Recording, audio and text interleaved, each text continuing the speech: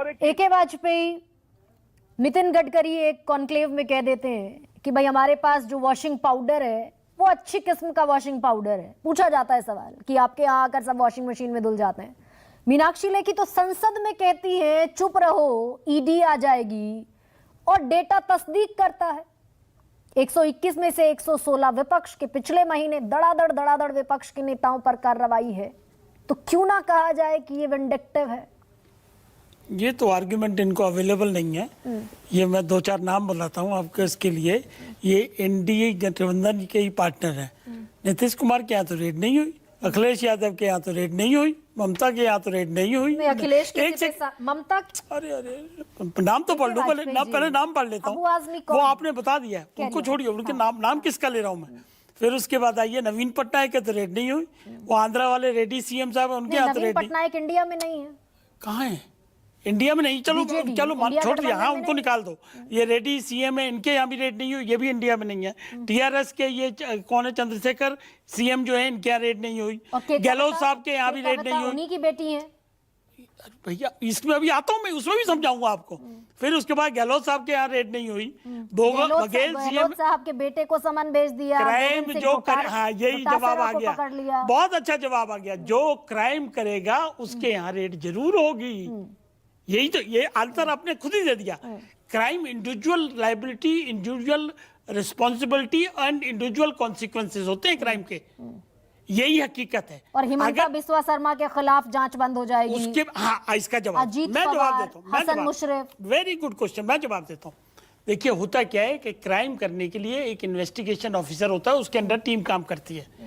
Investigation officer is a controlling authority of the case, और उसका काम क्या है? सबूत ढूंढना, कड़ियां मिलाना, और कड़ियां अगर नहीं मिलेंगी तो वो अपना केस कोर्ट में फाइल नहीं करता है। ये फैक्चुअल एडमिटेड फैक्ट है ये, ठीक है। और अगर कड़ियां मिल जाती हैं और एविडेंस मिल जाता है तो कोर्ट में चार्जशीट फाइल की जाती है। अदरवाइज नहीं होता। कोई केस क्लोज करके फाइल डाल देगा या डिस्चार्ज कोर्ट कर देगी, कोर्ट को पावर है। और वो इतना लंबा होगा, 10-10 साल, 12-12 साल का वक्फा हो जाएगा। 7-8 महीने से मनीष सिसोदिया जेल में है। उसका जवाब मैं दे रहा हूँ। ये गुरु प्रकाश जी ने बिल्कुल सही कहा कि जुडिशियल पेंडेंसी जो है उसके लिए आप एजेंसी को ब्लेम नहीं करेंगे। तो फिर तो विम्स एंड फैंसीज हो गई ना। किस चीज की? AK वाजपेयी, कोर्ट ने कहा you can't arrest somebody on whims. Very correct. Bail का जो कानून है, वो बेल का कानून हर केस के फैक्ट के हिसाब से चलता है, and it is always discretionary. वो जज की डिस्क्रिप्शन है कि वो बेल आपको देगा कि नहीं देगा। लेकिन जज तक तो मामला तब पहुंचेगा जब जांच एजेंसी किसी पर कार्रवाई करेंगी, और जांच एजेंसी कार्रवाई करेंगी सेलेक्टिव अप्रोच से। ऐसा मैं नहीं कह रही हूँ, मैं एक एग्जांपल दे रहा हूँ। ये जो केस 338 करोड़ की बात कर रहे हैं ना, कि इसमें कुछ है ही नहीं जी, सुप्रीम कोर्ट ने भी नहीं कहा। 1-2 लाइन पढ़ देता हूँ सुप्रीम कोर्ट की। पेज नंबर है 35 और पैरा नंबर है 24। 2 लाइन सिर्फ। The new excise policy was meant to give windfall gains to select few wholesaler distributors, are important, who in turn had agreed to give kickbacks and bribes. ये मामला किसका है? Kickback और bribe. किस लिए? 338 करोड़ रुपए का फायदा उनको पहुंचाया। नहीं, हम ये कह ही नहीं रहे ना। AK वाजपेयी क्या कह रहे हैं? ये कह नहीं रहे हैं कि दिल्ली में शराब घोटाला नहीं हुआ। वो अदालत का काम है, जांच एजेंसी उसमें मनी ट्रेल निकाले, सबूत हासिल करे। बिल्कुल ठीक। लेकिन ये 116 विपक्ष के, और अभी जो गुरु प्रकाश जी गिनवा रहे थे, तो ये सेलेक्टिव तो दिखता है कि नहीं दिखता? देश की पॉपुलेशन कितनी है? 140 करोड़। कितने कैदी बंद हैं जेल में? 5,04,324। क्या कहोगे इसे? अरे भाई, जो क्राइम करेगा उसके खिलाफ ही होगी। प्लीज गुरु प्रकाश जी, तो ईडी जो है, ईडी और CBI इंडिया के लोगों को सिर्फ टारगेट कर रही है। लिस्ट मैंने पढ़ी थी, और आप जिन विधायकों के नाम गिनवा रहे थे, मैं तो जानती नहीं उन्हें। आपने अजय नाम कोई गिनवाया, एक ओम प्रकाश जी का नाम गिनवाया। कौन है ये लोग, बता दीजिए। इसके अलावा भी कुछ बता दीजिए। 116 नेता विपक्ष के हैं, बीजेपी के कितने? ADR की रिपोर्ट कहती है 385 में से 25% सांसद दागी, 139। आप 3 नाम गिनाकर इतिश्री कर लेते हैं कर्तव्य की। नहीं गरिमा जी, मैं 3 नाम नहीं गिनाया था, मैंने कई नाम गिनाया था, और आप यदि किसी को नहीं जानती हैं तो इसमें मेरा कोई दोष थोड़ी ना है। मैंने शुद्ध रूप से बोला कि भारतीय जनता पार्टी के विधायक दिलीप जायसवाल, भारतीय जनता पार्टी के नेता सुशील वासवानी, भारतीय जनता पार्टी के नेता अमरप्रीत सिंह काले, भारतीय जनता पार्टी के पूर्व मंत्री ओम प्रकाश धुर्वे, भारतीय जनता पार्टी के वरिष्ठ नेता अजय सिंह। आपको नहीं पता है तो इसका मतलब ये नेता नहीं है, मतलब मुझे ये बात पचती नहीं है। दूसरा, मैं आम आदमी पार्टी के साथी की बातों को सुन रहा था और बड़ा दुख होता है कि जिन लोगों के राजनीति में आने के अस्तित्व का कारण ही देश की राजनीति से भ्रष्टाचार को समाप्त करना था। लालू यादव जी के लिए अरविंद केजरीवाल जी ने ऑन रिकॉर्ड क्या क्या नहीं बोला था, कपिल सिब्बल जी के खिलाफ में प्रेस कॉन्फ्रेंस किया था। ये तो मोदी जी का जो डर ऐसा बैठ गया है इन लोगों के मन में कि आज आम आदमी पार्टी और कांग्रेस और राष्ट्रीय जनता दल भी साथ आकर के खड़े हो गए हैं। ये डर अच्छा है, क्योंकि प्रधानमंत्री मोदी जब लाल किले के प्राचीर से ये कहते हैं कि आने वाले 25 वर्षों में जब देश को विकसित राष्ट्र बनाना है तो हमारे सामाजिक जीवन के जो 2 कैंसर हैं, भ्रष्टाचार और भाई भतीजावाद, और ये जो इंडिया अलायंस के लोग हैं ये भ्रष्टाचार और भाई भतीजावाद का संगम है, भ्रष्टाचार और भाई भतीजावाद का तड़का है, तो इनको साफ हो जाने दीजिए। और दूसरा, हमारे ऊपर आरोप लगता है कि पॉलिटिकली मोटिवेटेड अरेस्ट है। अजीत पवार ले आते हैं आप, और मुझे इसीलिए इस मुद्दे पर आना पड़ता है, इसी इंडिया में से तोड़कर लाए।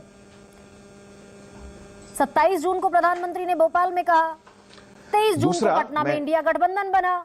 उसके पहले तो अजीत पवार, हसन मुशर्रफ, अदिति तटकरे, सुनील तटकरे, प्रफुल्ल पटेल सब इंडिया में थे। नहीं गरिमा जी, आप चलिए मैं आपको बताता हूं कि ये समझने की आवश्यकता है कि लगातार ये जो कार्रवाई की बात है, 5,906 कार्रवाई में से यदि 100 कार्रवाई पॉलिटिकल होती है तो ये कह दिया जाता है कि पूरी की पूरी ईडी कॉम्प्रोमाइज्ड है। ये बात ठीक नहीं है। हम तो पूछना चाहते हैं, आम आदमी पार्टी का लोकपाल कहां है? ये कह रहे थे लोकपाल बनवाएंगे। 5 अप्रैल 2011 का भाषण है अरविंद केजरीवाल जी का, लोकपाल लोकपाल लोकपाल। उस लोकपाल की क्या दुर्गति हो गई है कोई पूछने वाला नहीं है। सत्येंद्र जैन हो, अमानतुल्लाह खान हो, सबके सब आम आदमी पार्टी के नेता जेल में हैं, और सुप्रीम कोर्ट और हाई कोर्ट ने ऐसा कहा है, उनके कहने के अनुसार जेल में है। विधिवत संवैधानिक कार्रवाई हुई है, उसके बाद जेल में है। आपके चोर की दाढ़ी में तिनका क्यों है? और दूसरा गरिमा जी, आपने कहा कि भाई ये एक बोला जा रहा है कि पॉलिटिकली मोटिवेटेड अरेस्ट हैं। गरिमा जी, हम सब पॉलिटिकल लोग हैं, और हमारे यहां अगर किसी की अरेस्ट होती है तो उसके खिलाफ सहानुभूति बन जाता है। और हम लोग राजनीति के इतने कच्चे खिलाड़ी नहीं है कि अरेस्ट करवा करके इनको सहानुभूति दिलवा देंगे। तो इसीलिए ये कहना कि ये अरेस्ट पॉलिटिकली मोटिवेटेड, ये कहना कि चुनाव के पहले ही अरेस्ट हो रहा है, अगर इसको आप पॉलिटिक्स से जोड़ के देखेंगे तो इससे तुम्हारा नुकसान होता दिखेगा। लेकिन हमारा ये कन्विक्शन है, हमारी ये प्रतिबद्धता है कि जिस भ्रष्टाचार ने भारत की राजनीति को कैंसर की तरह खराब किया हुआ है, उस भ्रष्टाचार को जड़ों से मिटाना है। और 70,000 करोड़ के घोटालों के आरोपियों को वित्त मंत्रालय सहित तमाम बड़ी जिम्मेदारियां भी गुरु प्रकाश आप ही सौंपते हैं। हालांकि पॉलिटिकल बाध्यता है आपकी, आप स्वीकार नहीं करेंगे on the record. Jasmine Shah, भाई स्वीकार कीजिए अदालत की टिप्पणियों को, जांच एजेंसी की कार्रवाई को। सांच को आंच नहीं, अरविंद केजरीवाल स्वयं कहते हैं।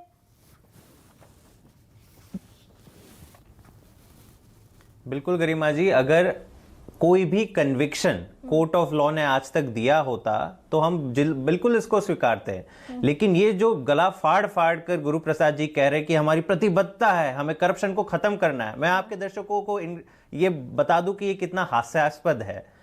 पिछले 10 सालों में जब से केजरीवाल की यहाँ की सरकार बनी है 2015 से 170 से भी ज्यादा केसेस आम आदमी पार्टी के नेताओं पर चल रहे हैं। कभी कहते हैं स्कूल घोटाला, कभी कहते हैं बस घोटाला, कभी कहते हैं शराब घोटाला। इन 170 केसेस में से गरिमा जी एक केस में भी कन्विक्शन नहीं उपलब्ध हुई है, ना ट्रायल कोर्ट पे, ना किसी कोर्ट पे, किसी और कोर्ट पे। अब जाके इन्होंने ईडी का कानून ऐसा बना दिया है कि उन्होंने बोला यार कन्विक्शन का तो हमें छोड़ ही दो, मतलब इसमें आपको जरूरत ही नहीं है कन्विक्शन लाने की, बस एक बार केस बना दो, चार्जशीट पे नाम डाल दो और फिर जेल में डालते रहो, इनको बेल भी नहीं मिलने वाली। और यही सच्चाई है इनकी। और मैं दूसरा बता दूं, ये कह रहे हैं कि मोदी, अच्छा मैं और एक चीज बता दूं कि वाजपेयी जी ने एक बहुत गलत बात आपके दर्शकों के सामने रखी। अक्सर वो भ्रमित बयान नहीं देते। उन्होंने एक पैरा पढ़ा है सुप्रीम कोर्ट के जजमेंट में और कह रहे कि सुप्रीम कोर्ट ये कह रहा है कि इतने बड़े बड़े आरोप।